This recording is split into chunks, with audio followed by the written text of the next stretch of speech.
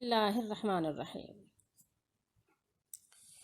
تو یہاں پر ترجمہ کیا، دکھا ہمیں سیدھا راستہ، ان لوگوں کا راستہ جن پر تو نے انعام کیا، ٹھیک ہے۔ تو یہ اہدی ہے، اصل میں اہدی امر کا صیغہ ہے، جیسے یعنی التجا کر رہے ہیں ہم اپنے مالک سے، اللہ ہی نے سکھایا ورنہ بندہ سیکھ ہی نہیں سکتا تھا۔ تو اہدی تو ہماری رہنمائی فرما، ہمیں ہدایت فرما، ٹھیک ہے، ہماری مدد فرما کہ ہم یعنی سیدھے راستے پہ چل سکیں۔ تو یہ اللہ کی مدد، اس کی تائید، اس کی نصرت کے بغیر ہمارے لیے ممکن نہیں ہے۔ اب آپ اپنی لینگویج میں آپ جو چاہیں اس کو جس طرح سے یعنی دکھا، چلا، ٹھیک ہے، سمجھا، جو بھی مطلب آپ یعنی ہدایت دے، رہنمائی فرما، مدد فرما، وہ تو آپ کا ترجمہ ہے، لیکن اصل عبارت جو ہے وہ ہے عربی کی، ٹھیک ہے۔ اچھا، کیونکہ عربی کی جو عبارت ہے اس کا ترجمہ کما حقہ اردو میں نہیں ہو سکتا۔ صراط الذین انعمت، اس کا ترجمہ ہم نے پڑھ لیا، جن پر تو نے انعام کیا، اکرام کیا، فضل فرمایا۔ اچھا، اس کے بعد ہے علیہم غیر المغضوب علیہم ولا الضالین، فرمایا کہ جن پر تیرا غضب نہیں ہوا، ٹھیک ہے، یہ غیر کا معنی دے رہا ہے نا، نہیں، غیر جو ہے نہیں کا معنی دے رہا ہے، جن پر تیرا غضب نہیں ہوا، مغضوب یعنی جن پر تو ناراض نہیں ہوا، جن پر تو نے غضب نازل نہیں کیا، یعنی ان کے راستے پہ، اور نہ وہ گمراہ ہوئے، ٹھیک ہے۔ تو یہ ان دونوں کے علاوہ یعنی جن پر اللہ تعالیٰ نے انعام فرمایا اور ان پر جو ہے اللہ تعالیٰ کا غضب بھی نہیں ہوا اور وہ گمراہ بھی نہیں ہوئے، ہمیں اس راستے پہ اللہ تعالیٰ تو ہماری مدد فرما کہ ہم اس راستے پہ چل سکیں، تو ہماری مدد فرما، تو اپنی عنایت سے، اپنی رحمت سے، اپنے کرم سے، اپنے فضل سے، اپنی جو ہے نصرت سے تو ہماری رہنمائی فرما کہ ہم جو ہے اس راستے پہ چل سکیں جن پر تیرا انعام ہوا، جو انعام یافتہ ہیں، اور جن پر تیرا غضب بھی نہیں ہوا اور جو گمراہ بھی نہیں ہوئے، ٹھیک ہے۔ اچھا، اب ہم دیکھیے اس کے نام تھوڑا سا پڑھ لیتے ہیں، سورہ فاتحہ کے نام کیا کیا ہیں۔ اس کے نام بہت سے ہیں۔ سب سے پہلے اس کو سورہ فاتحہ کہتے ہیں۔ تو سورہ فاتحہ کیوں کہتے ہیں؟ سورہ فاتحہ اس لیے کہا جاتا ہے کہ اسے قرآن مجید کے آغاز میں لکھا جاتا ہے، اور اس کے علاوہ یہ ہے کہ نمازوں کے شروع میں قرأت کی ابتدا اسی سے ہوتی ہے، یعنی فتحہ کا مطلب ہوتا ہے کھولنا، ٹھیک ہے، افتح یعنی کھولو، فاتحہ تو کھولنے والی چیز ہے، یعنی کھولنے والا، کھولنے والی۔ فاتحہ میں آخر میں آپ دیکھیں گے گولتا آ رہی ہے نا، تو گولتا ہے نا، یہ کھولنے والی ہے، یعنی یہ جو ہے کتاب، اس کی ابتدا اسی سے ہو رہی ہے، اور نماز کی شروعات بھی اسی سے ہو رہی ہے۔ تو ایک تو دو وجہیں ہی ہو گئیں سورہ فاتحہ کہنے کی۔ اچھا، اس کے علاوہ کیا ہے، اس کو ام الکتاب بھی کہتے ہیں، ٹھیک ہے، کہ اس میں احادیث بہت ساری ہیں اس کے متعلق، لیکن یہ ہے کہ آپ اس پہ اکتفا کیجئے کیونکہ اتنی تفسیر لمبی جو ہے نا ہم افورڈ نہیں کر سکتے۔ تو اس صورت کو ام الکتاب، ام القرآن اور ام القرآن اور ام الکتاب بھی کہتے ہیں، اور والسبع مسانی بھی کہتے ہیں، سبع من المسانی، ٹھیک ہے، یعنی جو 7 آیتیں جو بار بار پڑھی جاتی ہیں، اس میں 7 آیتیں ہیں، 7 آیتیں آپ چاہیں تو دیکھ لیں، گن لیجئے گا خود، آپ سب کے پاس قرآن ہے، تو اس میں 7 آیتیں ہیں، اور یہ بار بار دہرائی جاتی ہیں، ٹھیک ہے۔ قرآن میں ہی ہے کہ یہ اللہ تعالیٰ نے آپ کو بہت بڑا انعام دیا، دنیا والوں کی طرف آپ نظر اٹھا کر بھی نہ دیکھیں کہ اتنی بڑی یعنی آپ کو شان والی صورت دی ہے کہ یہ بار بار دہرائی جاتی ہیں، اور اس کو ام الکتاب اور ام القرآن بھی کہا جاتا ہے، اور ٹھیک ہے، بار بار پڑھی جانے والی یہ 7 آیات ہیں، اور اس کو قرآن عظیم بھی کہا جاتا ہے، اور اس کا نام الحمد بھی ہے، ٹھیک ہے، اسے کیا کہتے ہیں، الصلاۃ بھی کہتے ہیں۔ اور رسول اللہ صلی اللہ علیہ وسلم نے فرمایا کہ اللہ تعالیٰ فرماتا ہے قسمت الصلاۃ بینی و بین عبدی نصفین ولعبدی ما سأل فإذا قال العبد الحمد للہ رب العالمین قال اللہ تعالی حمدنی عبدی، میں نے نماز کو اپنے اور اپنے بندے کے درمیان نصف نصف یعنی آدھی آدھی تقسیم کر دیا ہے، اور میرے بندے کے لیے وہ سب کچھ ہے جس کا اس نے سوال کیا۔ چنانچہ جب بندہ کہتا ہے، خود ہی سکھایا، دیکھیے آپ کتنا یعنی ہمارا مالک مہربان ہے، خود ہی سکھایا اور خود ہی جو ہے انعام بھی دے رہا ہے۔ تو فرمایا کہ جب بندہ کہتا ہے الحمدللہ رب العالمین، تو اللہ تعالیٰ فرماتا ہے کہ میرے بندے نے میری تعریف بیان کی ہے، میری حمد کی ہے، واہ سبحان اللہ، کیا بات ہے، ٹھیک ہے۔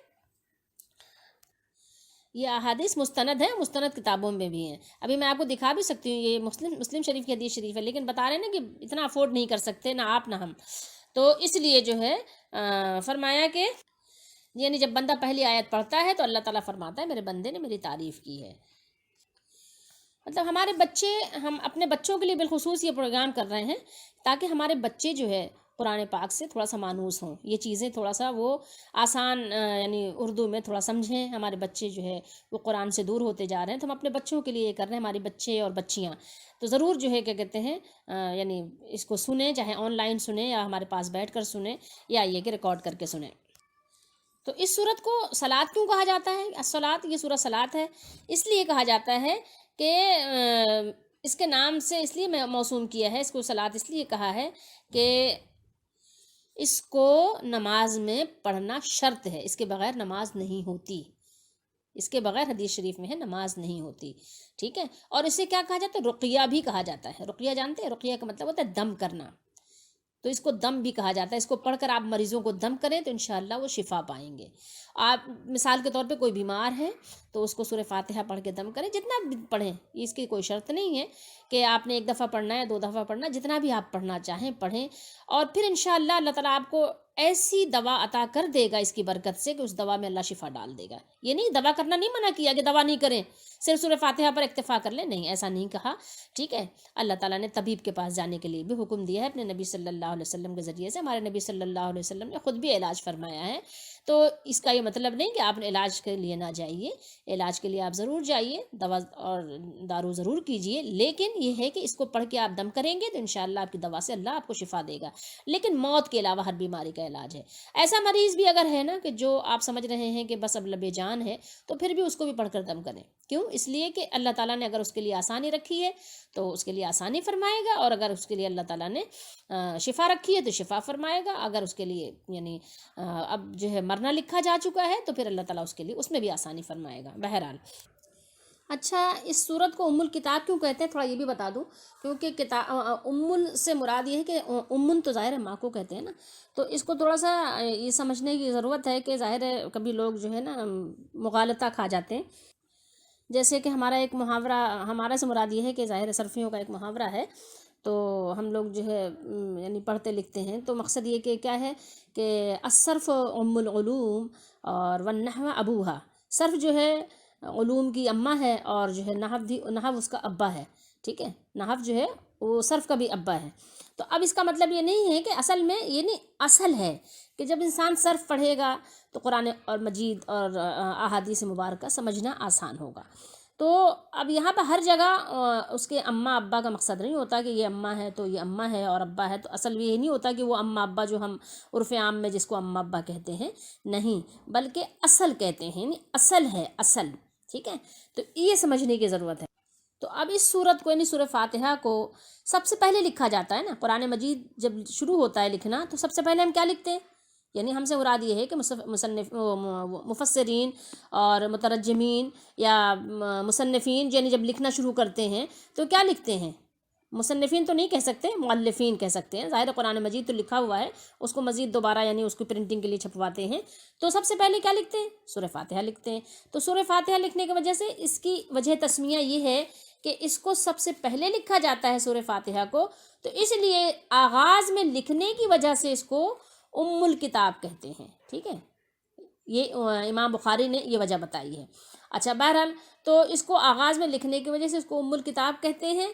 اور اس کے علاوہ آپ اس طرح کہہ سکتے ہیں کہ جیسے مثال کے طور پہ پہلے اماں ہوتی ہے پھر بچے ہوتے ہیں نا، اماں سے بچے ہوتے ہیں.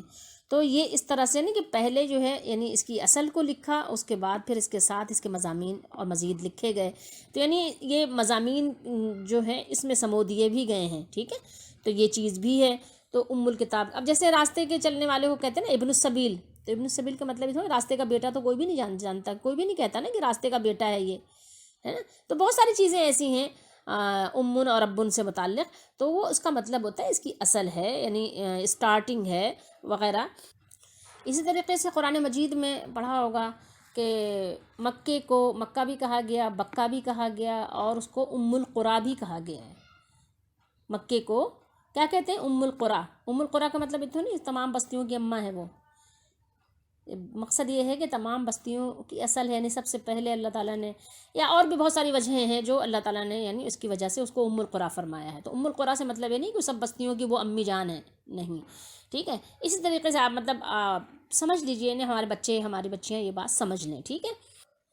ایک حدیث شریف سناتے ہیں آپ کو اسی سے متعلق کہ حضرت ابن عباس رضی اللہ تعالیٰ عنہ نے فرمایا کہ ایک دفعہ جبریل امین علیہ الصلوۃ والسلام تشریف لائے، آپ صلی اللہ علیہ وسلم بیٹھے ہوئے تھے، انہوں نے اپنے اوپر زور سے دروازہ کھلنے کی آواز سنی تو سر اٹھایا اور فرمایا یہ آسمان کا ایک دروازہ ہے جو آج کھولا گیا ہے، آج سے پہلے یہ کبھی نہیں کھولا گیا۔ تو اس سے ایک فرشتہ اترا، پھر فرمایا یہ فرشتہ زمین پر اترا ہے جو آج سے پہلے کبھی نہیں اترا۔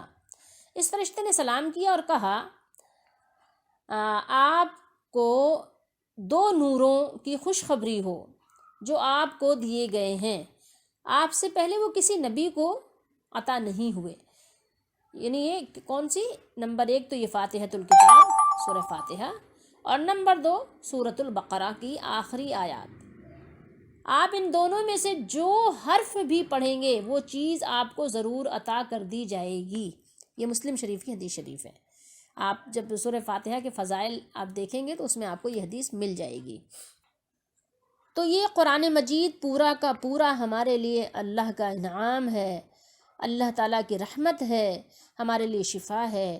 اور آپ دیکھیے کہ کتنی بڑی ہمارے لیے یعنی کہنا چاہیے کہ نعمت ہے، ذخیرہ ہے اور خزانہ ہے یہ قرآن مجید، کہ آپ صلی اللہ علیہ وسلم کو کیسی کیسی شان والی آیات عطا کی گئیں۔ دیکھیے دنیا میں ہمیں پتہ چل جائے کہ کوئی یعنی فائدے کی کوئی چیز ہمیں ملنے والی ہے تو کوئی کیا کرتے ہیں؟ مارے مارے پھرتے ہیں، ہے نا۔ کوئی کہے کہ فلاں طبیب جو ہے نا اس کے پاس شفا ہے، 2 گھنٹے اگر ہمیں لائن لگانی پڑے تو لگاتے ہیں نا۔ 2 گھنٹے تو میں نے شاید کم کہا ہے، لوگوں نے بتایا ہے، ہماری بہنیں آتی ہیں بتاتی ہیں کہ باجی ہم دوپہر سے شام تک بیٹھے رہے، صبح جانا تھا تو ہم صبح سے 2 بجے تک بیٹھے رہے، بھوکے پیاسے بیٹھے رہے وہاں پر، بہت دیر سے باری آئی۔ مطلب مقصد یہ کہنے کا ہے کہ آپ کے پاس ہی اتنی یعنی عظیم الشان نعمت، شفا، سب کچھ رکھا ہوا ہے، آپ ذرا اس کو کھولیں تو صحیح، اس کے برکت سے اللہ آپ کو شفا بھی دے گا۔ تو آپ مطلب آپ گھاس پھوس بھی کھائیں گے تو اللہ تعالیٰ اس میں بھی شفا ڈال دے گا۔ مطلب گھاس پھوس سے میرا مقصد یہ ہے کہ جیسے جو چورن چٹنی کھا لیتے ہیں نا، سادہ دوائیں کھا لیتے ہیں، اس سے بھی اللہ تعالیٰ آپ کو شفا دے دے گا۔ لیکن آپ ذرا اس پر ہمارا یعنی یقین تو مضبوط ہو۔ یہ سورہ بقرہ کی آخری آیت آپ پڑھ لیں، یہ آخری 2 آیتیں جو ہے اس کے بارے میں فرمائیں کہ یعنی آپ کو کفایت کریں گی یہ۔ تو سورہ بقرہ کی آخری آیتیں صبح شام پڑھ لیا کریں، اس کی تلاوت کر لیا کریں، کچھ بھی تکلیف ہو جلدی سے سورہ فاتحہ پڑھیں، دم کریں، یقین رکھیں کہ اللہ آپ کو شفا دے گا، جو آپ کے حق میں بہتر ہوگا وہ آپ کو عطا کر دے گا۔ اس یقین کے ساتھ آپ پڑھیں تو صحیح، جو بھی تکلیف ہے انشاءاللہ اللہ تعالیٰ آپ کو ضرور راحت عطا فرمائے گا۔ تو یہ جو ہے ہمیں عظیم الشان یہ نعمت عطا کی گئی ہے۔